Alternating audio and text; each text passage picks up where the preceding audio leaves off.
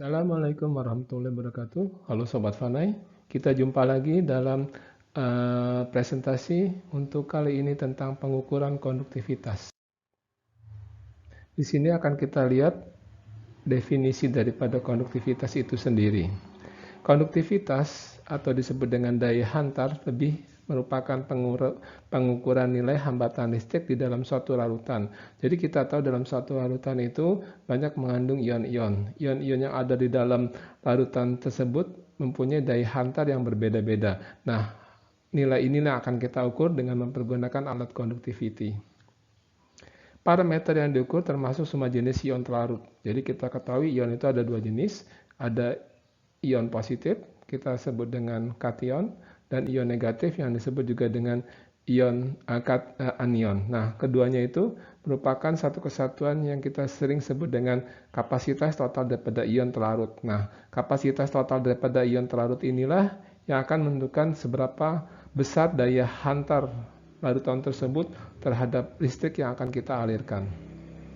Hal yang perlu diketahui, konduktansi itu adalah merupakan berbanding terbalik dengan resistansi. Jadi 1/Siemens itu merupakan satuan daripada conductivity. Siemens itu dilambangkan dengan huruf S.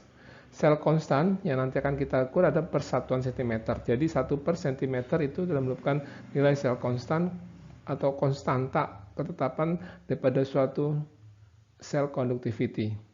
Konduktivitas sendiri itu berupa nilai konstanta tadi dikalikan dengan nilai C. Jadi dapatkan satuan adalah Siemens per meter ataupun milisiemens per sentimeter. Itu satuan yang umum kita pergunakan di dalam pengukuran konduktivitas. Sekarang kita akan bicarakan tentang sel konstan itu sendiri.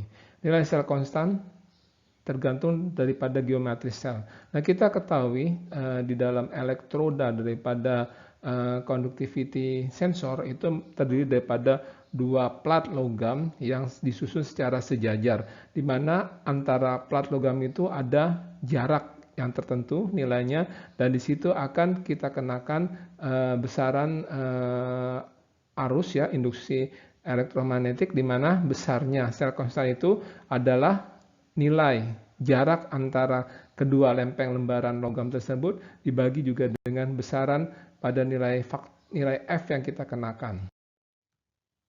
Sel konstan dan rentang pengukuran. Nah, di sini kita akan lihat beberapa contoh daripada konduktivitas dari berbagai macam jenis larutan.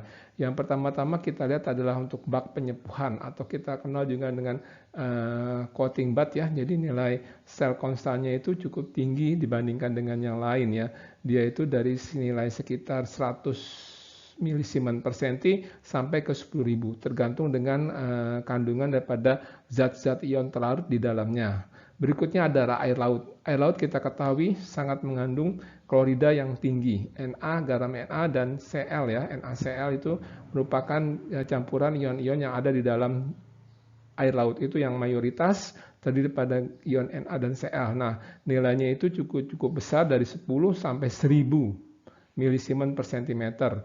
Dilanjutkan lagi dengan air keran. Air keran itu ya, biasanya air yang ada di dalam rumah perumahan ya. Jadi air keran yang kita ada di perumahan itu memiliki konduktivitas yang lumayan tinggi dari 1 sampai 100 milisiemens per sentimeter.